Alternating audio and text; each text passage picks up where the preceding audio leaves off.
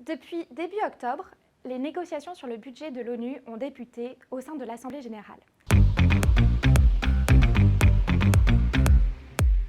Ces discussions dureront jusqu'à la fin de l'année, moment auquel sera voté le budget. C'est un enjeu stratégique puisque c'est ce qui permettra aux Nations Unies de mettre en œuvre en 2023 les mandats et toutes les actions qui ont été confiées à l'ONU par les États membres. Il faut savoir qu'il n'y a pas un, mais deux budgets de l'ONU. Le premier, c'est ce qu'on appelle le budget régulier. Il représente environ 3,3 milliards de dollars pour une année. Il permet le fonctionnement de l'organisation et la mise en œuvre sur le terrain de ses missions par plus de 10 000 agents partout dans le monde. Le second, c'est le budget des opérations de maintien de la paix qui permettent de déployer sur le terrain des casques bleus pour assurer la paix et la sécurité. Il y a aujourd'hui 11 opérations de maintien de la paix actives dans le monde pour un budget de 6,5 milliards de dollars.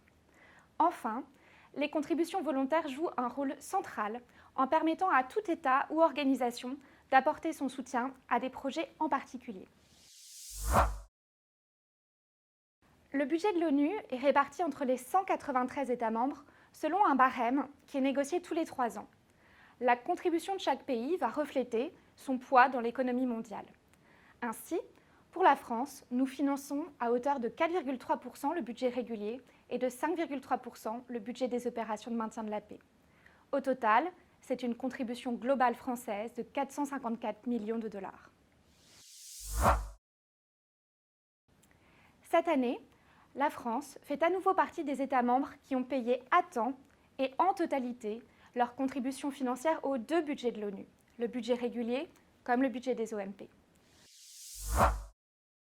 Payer notre contribution au budget de l'ONU à temps est un moyen concret de montrer notre attachement à l'organisation et au multilatéralisme.